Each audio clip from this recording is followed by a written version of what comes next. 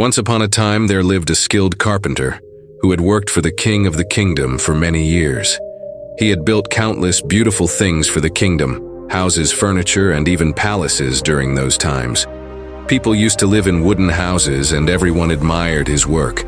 But now the carpenter was getting old and he wanted to retire.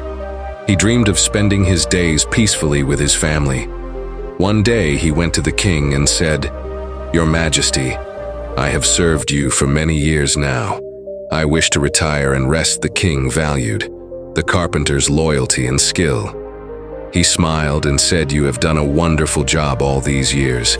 I respect your wish to retire, but I have one last favor to ask. Please build me one final wooden house, one that reflects your unmatched skills. It will be your final masterpiece." The carpenter agreed, though his heart was not in it. He just wanted to finish the job quickly and retire. So instead of using the best materials and paying attention to every detail as he usually did, he used cheaper wood and materials, skipping some of the finer craftsmanship. After a few months, the house was finally completed. From the outside, the house looked beautiful.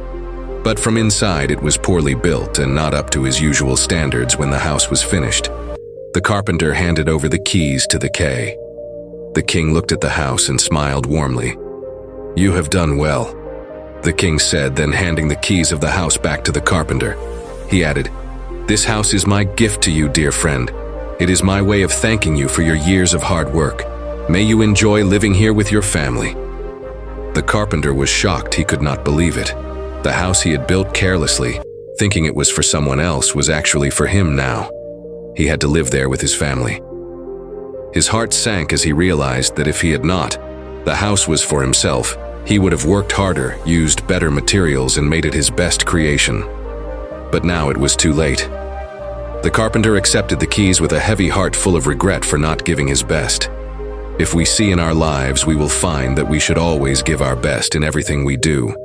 No matter how small or unimportant the task might seem, you never know which effort of yours will come back to reward you many times over in the future. When we do things carelessly, it slowly becomes a habit over time.